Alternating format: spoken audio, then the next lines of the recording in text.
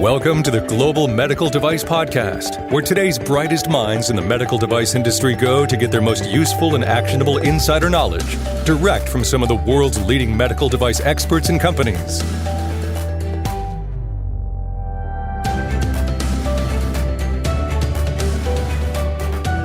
How many of you are working with quality and regulatory consultants?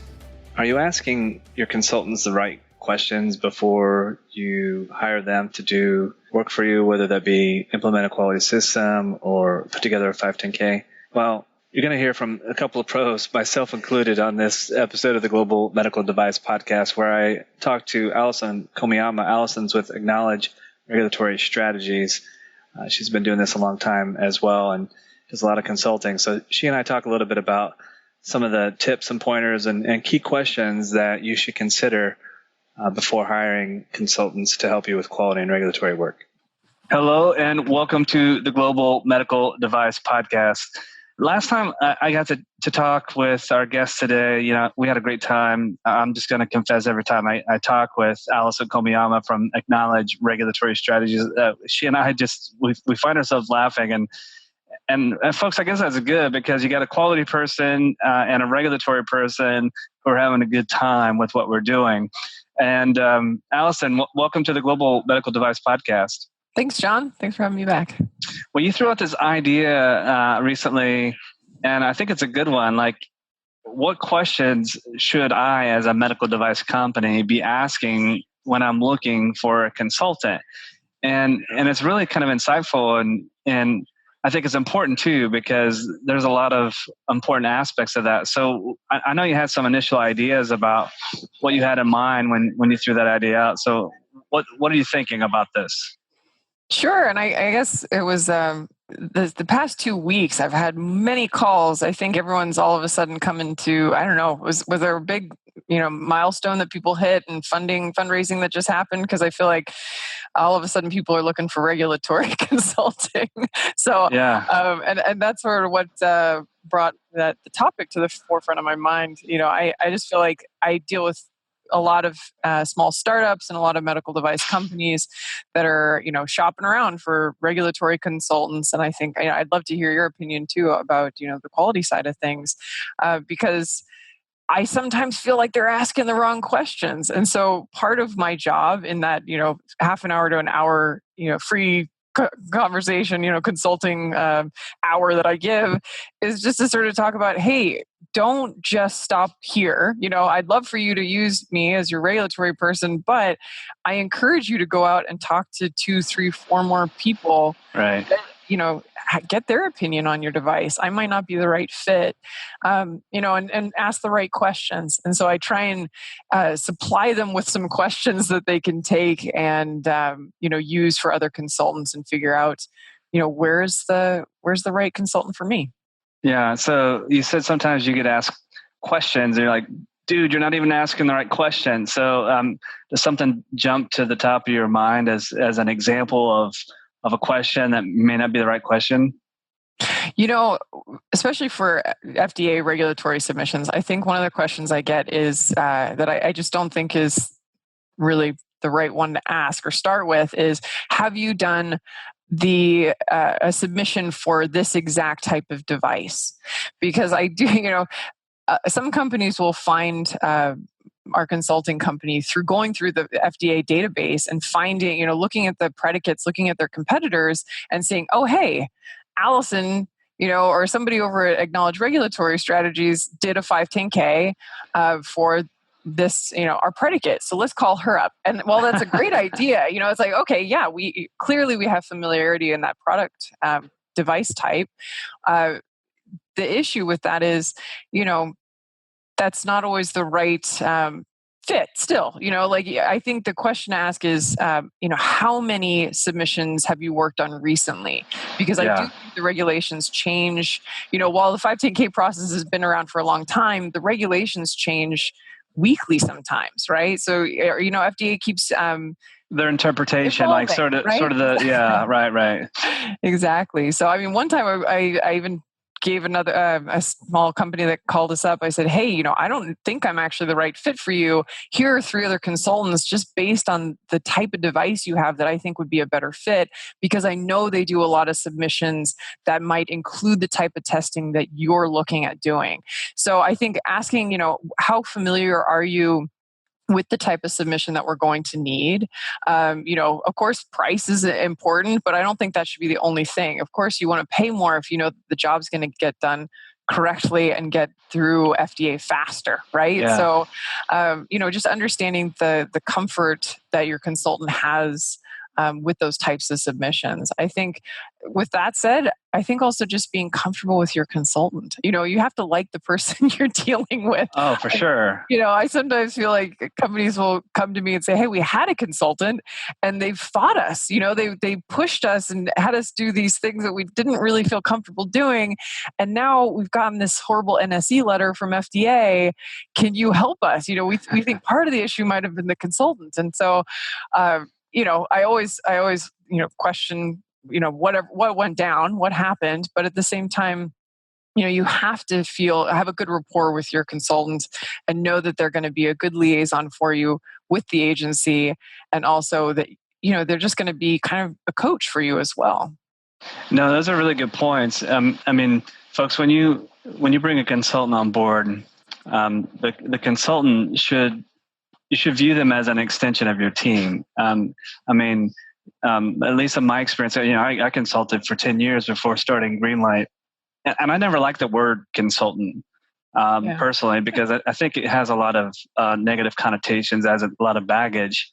The classic view of a consultant is somebody who's going to come into your business and they're going to try to stay as long as they can, and they're going to try to you're going to be a source of revenue or income for them for as long as possible.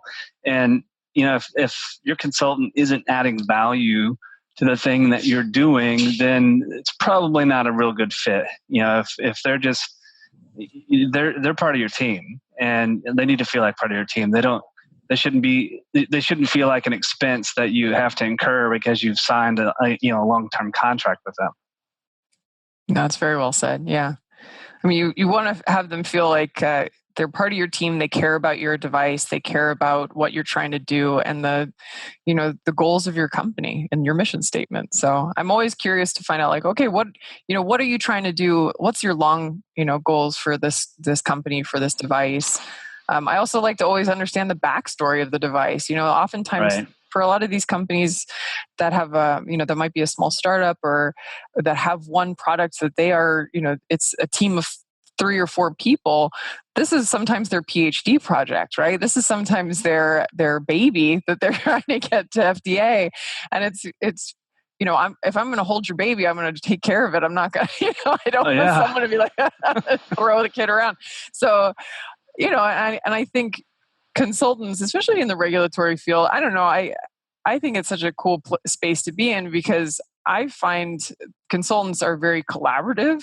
Even I've worked with other regulatory consultants. Sometimes there will be 2 or 3 of us on a file, and we all have very different personalities, but the collaboration between the regulatory consultants has been, I don't know, it's unparalleled. I just feel like there's not so much competition in this field. Maybe it's because there's a lot of demand for consultants. You don't want to hire someone for $175,000 a year. Right. Your regulatory person, if all you got to do is get this, maybe all you got to do is get this through FDA. And then, your regulatory person might not be, 20 or 24/7 like we are sometimes. Right. So, I think making sure that your regulatory consultant plays well with everyone at your company, but also plays well with your other consultants. I work with you guys. I work with some of the quality consultants that you guys work with, and I find that if there's a collaborative energy between all of us, it really helps the device get to market faster. I totally agree. And because, and I like what you said about the company that you consult with. Understanding what their the big picture is, what it is that they're actually trying to do. And if the company says, well, we're trying to get a 510K cleared, okay, that's a tactic that they're trying to do. That's a specific set of activities, but there's got to be a bigger picture beyond just getting 510K clearance. I mean, hopefully, I know it sounds silly to say, but hopefully what they're trying to do is improve quality of life in some way, shape, or form, since they are designing and developing and eventually plan to manufacture and sell a medical device. Exactly. Yeah. But you said another key thing, the collaboration. Like I said, the consultant that you bring on your team, they are a team member. Sometimes they're a player coach, so to speak. Sometimes you bring in expertise to fill a gap and knowledge that maybe you and the other people at your company don't have. And I think there are some important things that you as medical device company hiring a consultant should be doing to properly vet that. And you've hinted at a few of them. I mean, familiarity with the device space from a regulatory perspective is pretty important. But maybe more important, and correct me if I'm wrong, is familiarity with current FDA and other regulatory body best practices and expectations. That's probably more important than being familiar with a specific type of device or technology. Can you talk a little bit about that?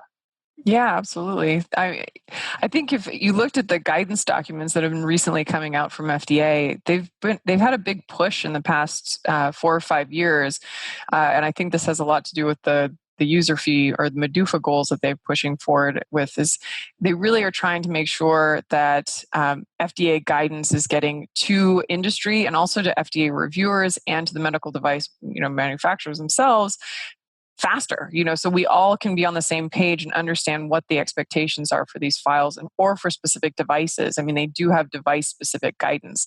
And I think with that, understanding what's changing, and really we get in our inboxes every day, the new guidance documents. And we've instituted a journal club, and it speaks to my days in graduate school where we sit around and we talk about an interesting journal article that comes out.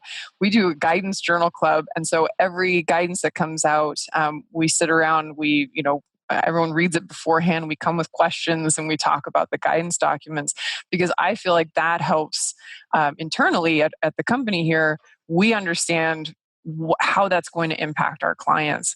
So understanding not only what's changing with the regulations, because those take a little, longer to actually change, but to understand the guidance and how FDA is interpreting the regulations is critical to understand to really give that consulting or that knowledge to our clients. I knew that you like to have a good time, but I had no idea that you sat around and read guidance documents. So nerdy, isn't it? But it's a really good point, folks, because I'm subscribed to all the email updates from FDA, and I know Allison is too. Every time there's a new guidance document, and in the past couple of weeks there have been a ton. And so that's my job. That's Allison's job to be up to speed with state of the art and current thinking. And I know some of you out there are thinking, yeah, but it's a guidance document. It's not regulation.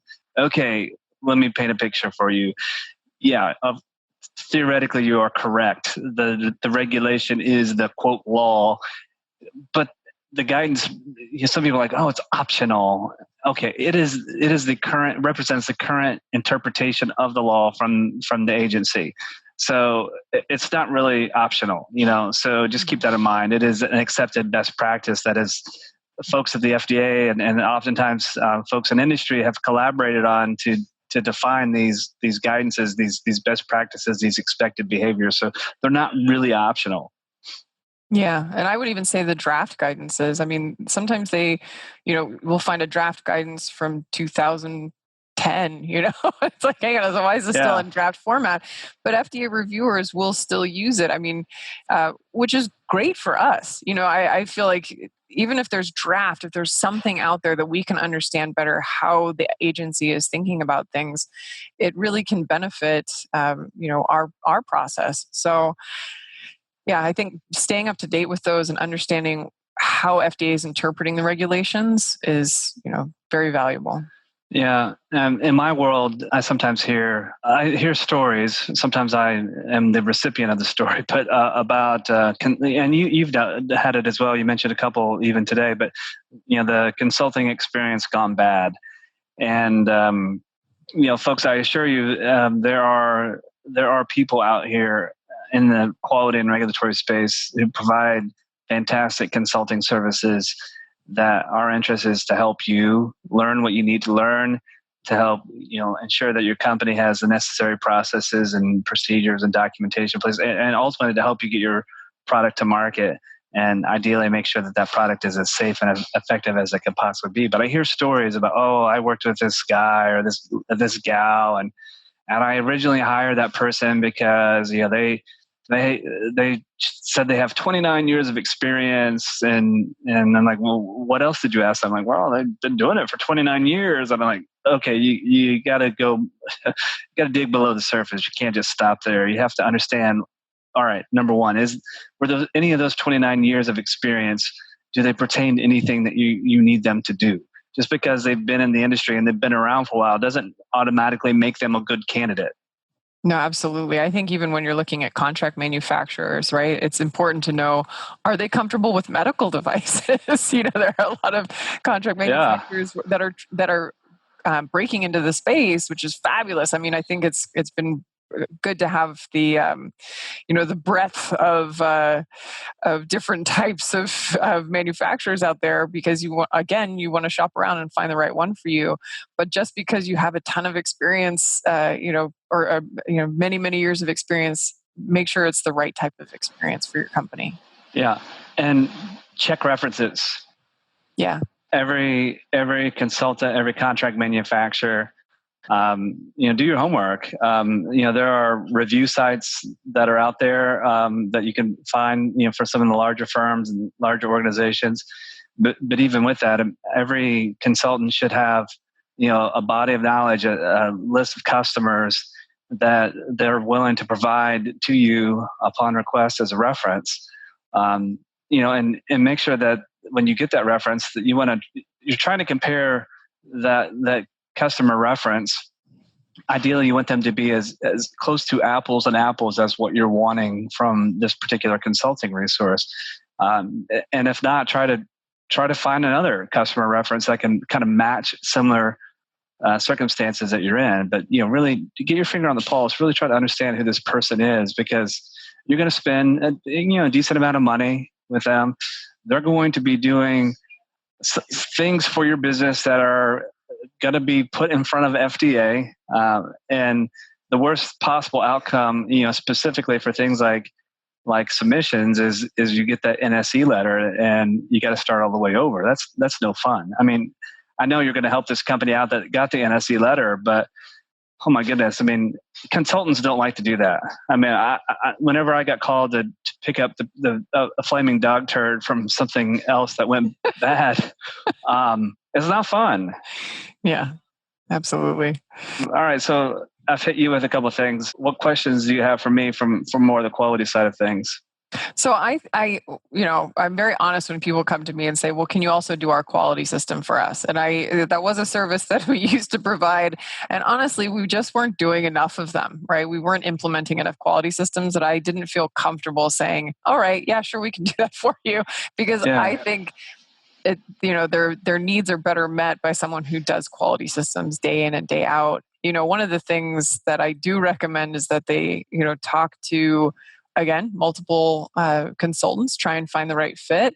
But I'm curious for you, Jon, like, what did you find, for the quality system side? I know there's different questions that should be asked. What are the questions that medical device manufacturers should be asking, either to the quality consultant or also quality software? Because I know that there are many, there are programs that people can choose from. Sure. What should they be asking to get the right answers? Yeah, I love the question. So I think a lot of times people, similar to you, I think they're asking the wrong question. The question that I seem to get asked the most is, how much does it cost when they're looking at, like, for example, evaluating Greenlight? Because sometimes Greenlight, Guru, EQMS software and the support services that we provide is being compared side by side with a consultant. And oftentimes the dollar amount difference between the two is not dramatically different. I mean, they're same order of magnitude a lot of times. And so my recommendation to companies that are, evaluating a consultant to help build and establish a quality management system versus hiring Greenlight Guru and implementing the EQMS platform that we've built. At the end of the day, when the consultant has finished the implementing the quality system, the procedures, forms, templates, and that sort of thing, what format is it in? And did they build a system to check a box, or did they build a system that can be sustainable and that can grow with you as a business? And I mean, it's a little bit tough.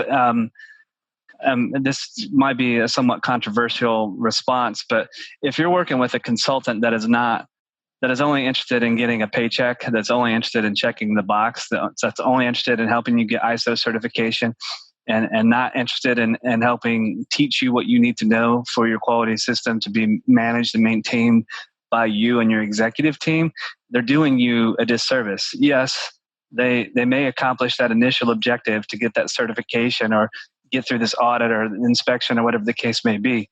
But, quality is something that the top management in every medical device company needs to embrace. They need to be knowledgeable and have a working competency when it comes to quality management systems, because it's not just procedures. It really should be a way of life within a company.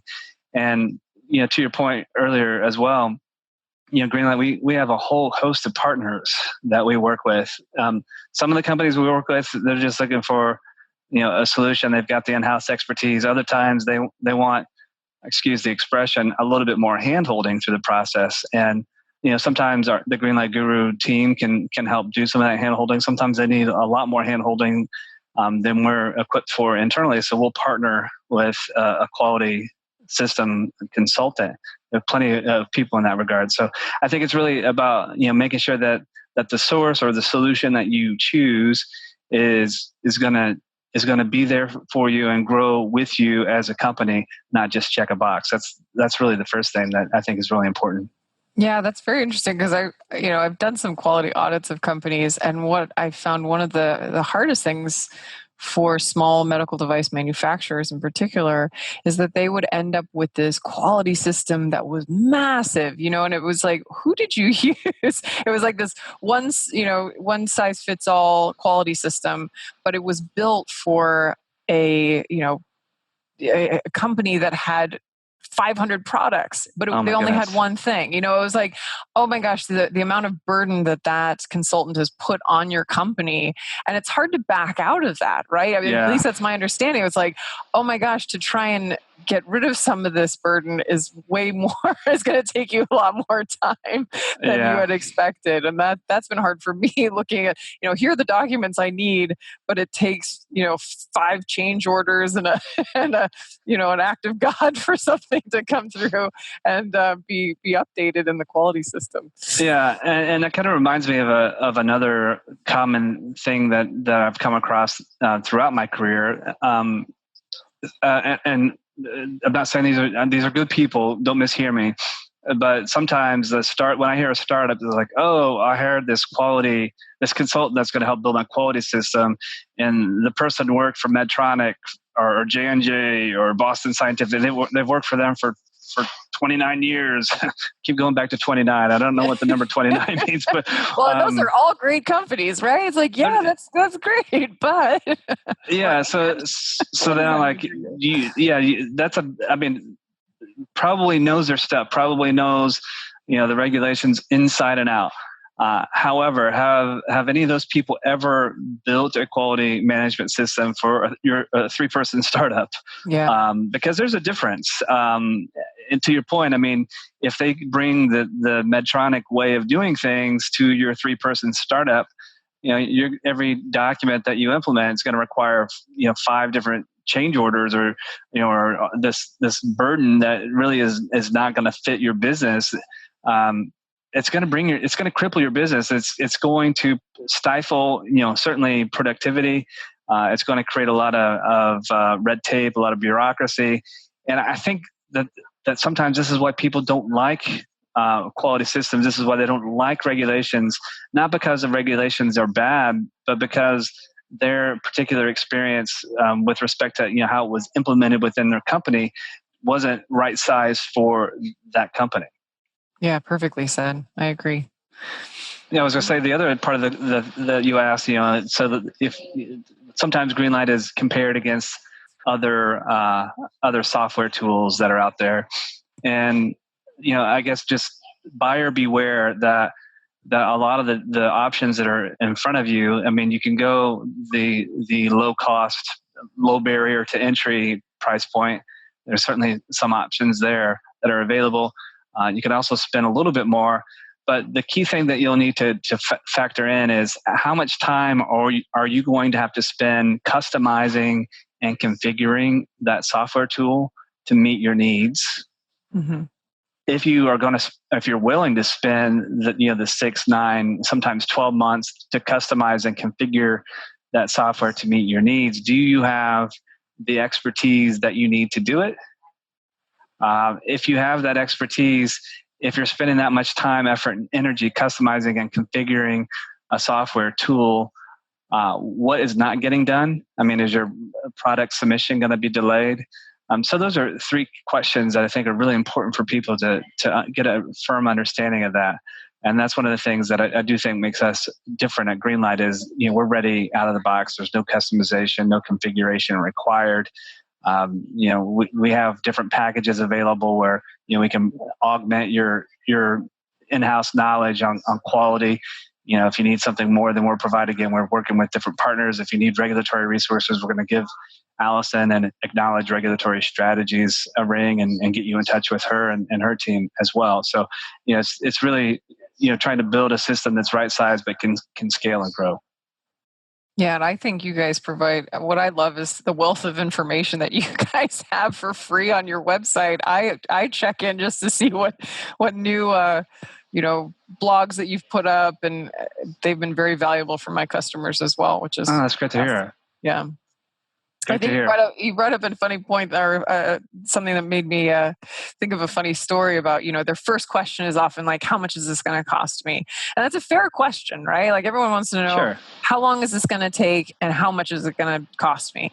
And I remember a client or potential client that came and said, hey, listen, I found a consultant that can do it for a third of what you're saying you can do it for. And I said, oh my gosh, go with them. If you really feel like they can do the job and you really like that consultant, choose them, sign that consulting agreement, because I can't, work for that price, but, I hope it's the right fit for you. And not even, I wasn't being rude at all. I was just right. like, that's really great.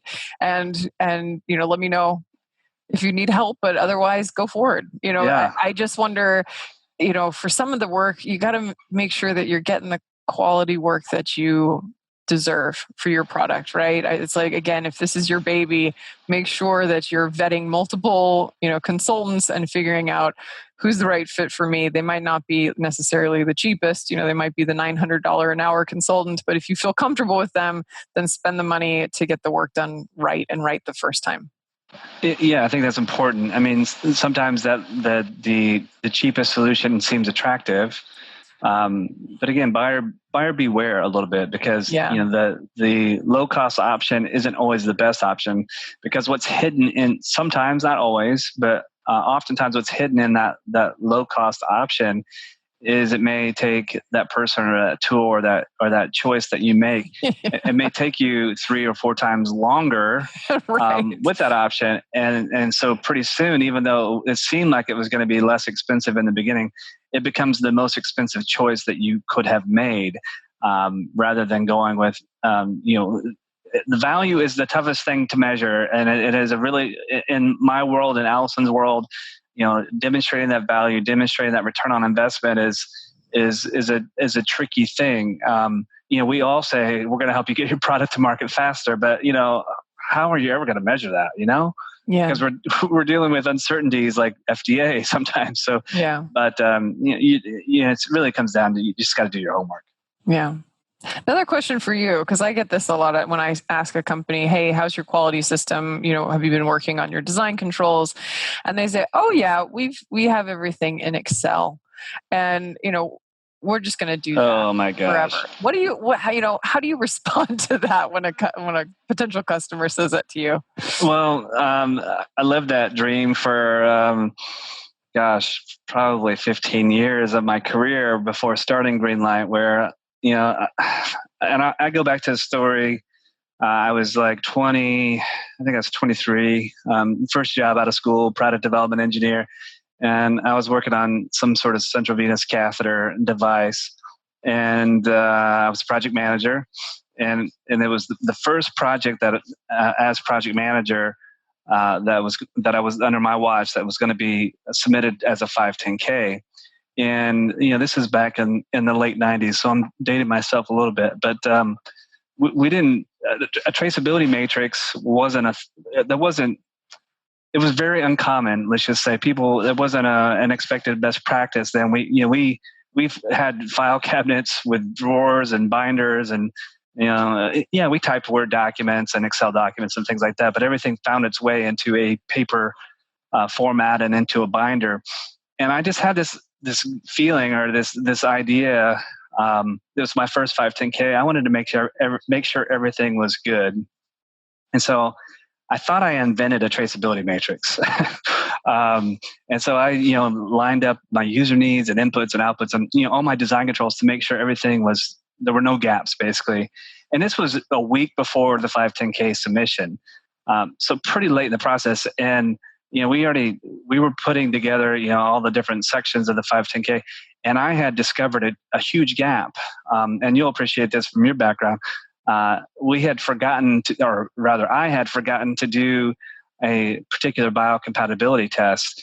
I think it was sensitization or something like that. I don't remember the exact test, but it was missing. And dollars for donuts, that was going to be expected from FDA. You don't submit a 510K for a central venous catheter and have missing biocompatibility evidence.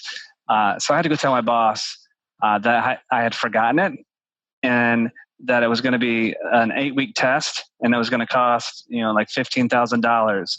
And here we were a week away. So not the kind of news that you want to deliver at any age, especially on your first project that's going to be submitted as a 510K. But teams try to manage this in Excel, and it's unwieldy. It really is. If you've ever done it in Excel before, you do it because you have to, not because you like to. You do it because you're trying to make sure everything, you don't have stories like what I just shared where there's a gap. And I've talked to so many project managers over the past 20 years. They're spending 10, 15 hours a week on a per project basis, keeping this Excel traceability matrix up to date with the current state of things, because things are very dynamic, especially when you're iterating and prototyping and doing bench testing, that sorts of thing. Keeping your Excel spreadsheet up to date with all those permeations, it's a nightmare. And engineers and project managers, like I said, they kind of accept it as the pain that comes with the job, but it doesn't have to be painful. Doesn't have to be painful. I think that should be your guys' new tagline. But for that exact scenario, that's what motivated me to start Greenlight. So what happened? Did you get fired or what? No, I didn't get fired. I interrupted my boss at lunch. He was reading a book. I don't know if it was War and Peace, but it was a thick book. He slammed it shut. A book is for I'm joking a little bit. A book is a thing that has pages, so I know that maybe, I don't think my kids know what a book is these days. Even all their coursework is on a computer. But anyway, he slammed the book shut, and it was loud. And I swear he reached his arm back like he was getting ready to throw it at me. Now, he did not throw it at me, but he was pretty pissed. Yeah. Let's just say I didn't make that mistake ever again. I went into Excel hell on every project thereafter and made sure that I didn't forget anything. But again, that the amount of time that I was spending updating Excel spreadsheets all the time, like, wait a minute, I'm a smart person. I have an engineering degree, for God's sake. Why am I spending all this time just updating Excel? I mean, I got a big brain that I'm capable of doing so much more than just updating spreadsheets. That's what motivated me to start Greenlight, and that's the first product that we rolled out 5 years ago was about addressing design controls in a much more simple manner that didn't require updating Excel. That's cool. This is your origin story. I did not know that. Yeah, a little bit of the origin story. Yeah. Were you 29? Just kidding. That seems to be the magic number. No, I wasn't 29, but there must have been something important that happened at 29. So what about you? I mean, you get to deal with probably not so much Excel, but I imagine you get to deal with a whole variety of things. I mean, what are some of the best practices that you would advise people to, as they're working with a regulatory consultant to put together pre-subs and 510Ks of that nature? Any hot tips that you can share with the audience? A lot of the documentation we use is straight from their quality system. I mean, for the device description or, for the substantial equivalence chart, a lot of the documentation that they've already put together with, who are the competitors, what are the user needs, some of those things are very valuable when we go to put together a pre-submission or your 510K or your PMA. So it's, having that information and working, with your consultant to get the information that they're asking for, it makes our jobs a lot easier. When you have some clean documentation on your side. For sure.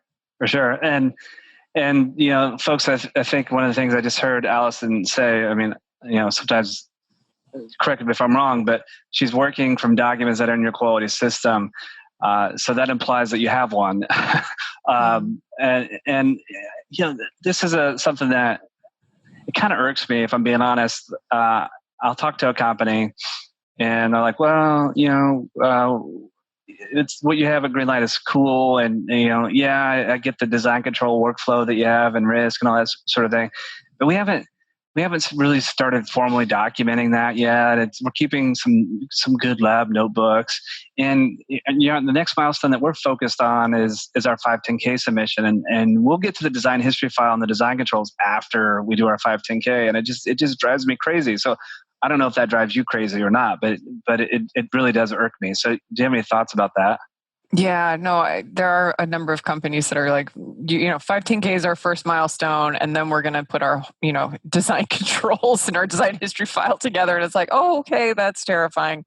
There's, I don't want to say there's nothing wrong with it. I think, FDA is not going to come knocking on your door until you've registered and listed your device, and that comes after you have a device that's cleared or granted if you have a de novo, or approved if you have a PMA. But at the same time, or actually take that back, PMA, they are going to come inspect you before you get approval.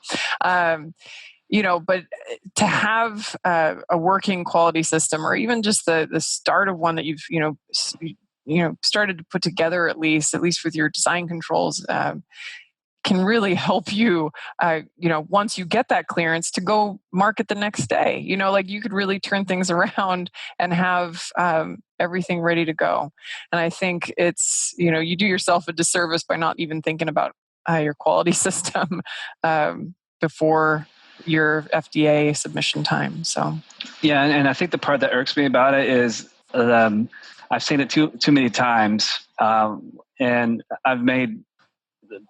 hear me out, I've made plenty of money fixing problems of companies that didn't do it, because a lot of times when the company says, oh, we'll get to the design controls and we'll update this and we'll do that after we do our submission, sometimes they don't do it. And they just let it go because they move on to the next project, or the next hot thing that's on their plate.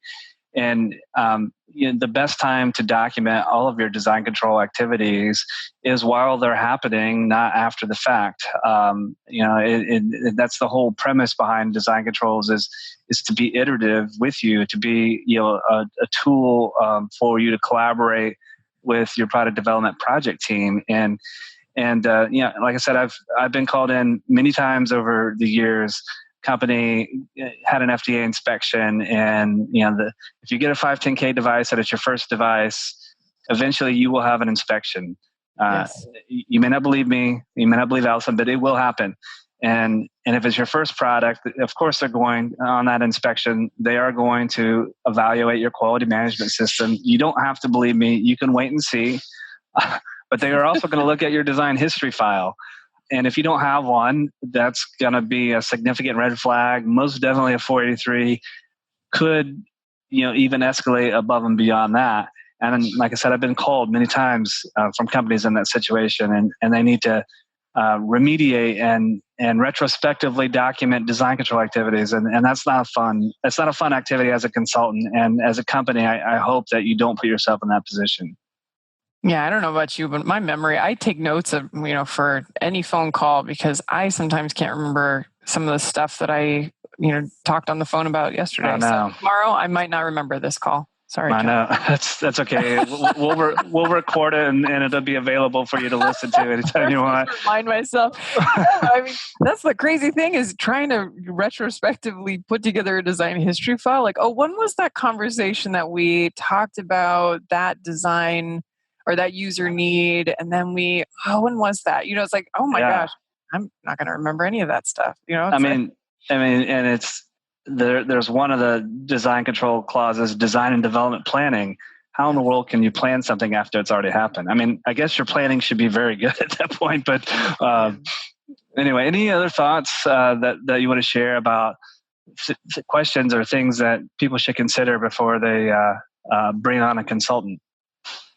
I think, as long as the consultant is comfortable with how you want to do things. I know there are a lot of consultants that say, hey, listen, all we expect from you is you give us everything and we're going to do your file for you. And, there's going to be minimal interaction with us. And I think for a lot of the small startup companies I work with, I encourage them to be very involved with their file. I say, we're happy to do the heavy lifting. If you want us to do the whole file, we'll do it for you. But I love it when people want to be involved in the process, because it actually gives them more insight into what FDA is caring about. Why should they be involved in their quality system? Because it is going to help them understand what's important. So I think having a company involved with either, if they want to be involved in the writing process, to have them do a lot of the editing and to review the file as we go along, I find that to be very rewarding for a lot of the companies. Again, some companies are like, we don't want to even touch it. Please just do it for us, submit it, and let us know how it goes. Let us know if FDA has questions, and we'll get you the documents you need. But for a lot of companies, and I find it happening more and more, is, again, this is their baby. They want to, work together on getting it into college. Well, I think it's a good tip, whether it's a regulatory submission or a quality system or design controls and design history file or risk management.